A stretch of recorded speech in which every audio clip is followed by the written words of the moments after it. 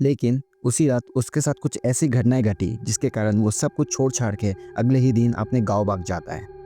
तो आज की जो कहानी है वो राहुल की है। राहुल एक गांव का लड़का, सीधा साधा, हाल ही में दिल्ली आता है अपना सिविल सर्विसेज की प्रिपरेशन करने के लिए। तो दिल्ली आके पहले तो उसने अपने लिए एक फ्लैट लिया था रेंट पे, और लकीली उसको वो फ्लैट बहुत ही कम दाम में मिल गया था।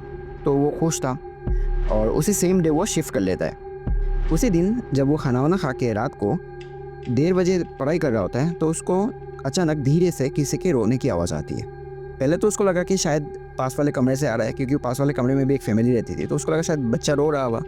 लेकिन फिर 5-10 मिनट बाद उसको ऐसा लग रहा था कि नहीं, ये आवाज़ कमरे से नहीं बल्कि इस दीवार से आ रही है। तो वो क्या करता है, अपना स्टडी टेबल से उठ के दीवार की ओर जाता है और कान लगा के सुनता है। और उसके दीवार पे कान लगाते ही वो रोने की आवाज़ थम जाती है। लेकिन उसके तुरंत बाद वो रोने की आवाज़ फिर से उसको सुनाई देती है, और अभी उसको ऐसा लग रहा था कि मानो वो रोने की आवाज़ धीरे धीरे धीरे धीरे उसके पास आके उसके कानों के अंदर घुस गई हो।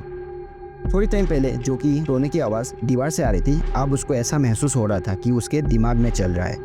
और ये सुन के राहुल डर के मारे उस दीवार से पीछे हट जाता है। फिर अपने आप को थोड़ा संभालता है, पानी पीता है और अपना पढ़ने के लिए बैठ जाता है। लेकिन जब वो पढ़ रहा था उसकी नज़र तब भी उस दीवार पे थी जहाँ से वो आवाज़ आ रही थी। तब वो देखता है कि उस दीवार का जो पेन था, उस पेन में धीरे धीरे से क्रैक बन रहा है, और उस क्रैक से एक काली रंग की उंगली निकल रही है।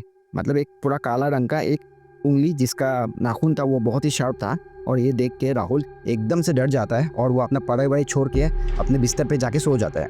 फिर अगली सुबह जब वो अपने फ्लैट ओनर से मिलता है और ये सब बातें बताता है, तो उसके ओनर कहते हैं कि इस दीवार के पीछे पहले एक कमरा हुआ करता था जिसे हमने अभी सील कर दिया है। तो ये सुन के राहुल थोड़ा कन्फ्यूज़ हो जाता है और पूछता है क्यों क्यों ऐसा, मतलब अपने एक पूरा कमरा सील कर दिया।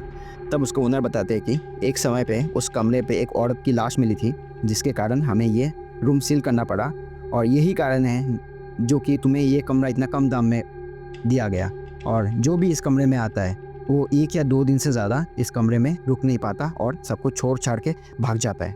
और ये सुन के राहुल को 1 मिनट की भी हिम्मत नहीं हुई कि वो अगली रात इस रूम में गुजारे। वो क्या करता है, अपना सब कुछ छोड़ छाड़ के अपना गाँव भाग जाता है फिर से।